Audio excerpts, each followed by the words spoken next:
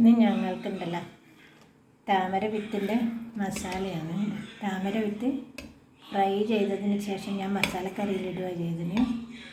Fry ചെയ്ത താമര വിത്ത് നന്നായിട്ട് ഫ്രൈ ആകണം, അല്ലെങ്കിൽ പല്ലിനിങ്ങനെ ഒരു പദം മാതിരി. ഫ്രൈ ചെയ്താൽ നല്ല കടിച്ച് തിന്നാൽ നല്ല ടേസ്റ്റ് ആയിരിക്കും. ഈ വറുത്ത ചോളെല്ലാം മാതിരി പൊട്ടി വരും. ഞങ്ങൾക്ക് രാവിലെ ഗോതമ്പിൻ്റെ പൂരിയും താമര വിത്തിൻ്റെ ഒരു മസാലയാണ്.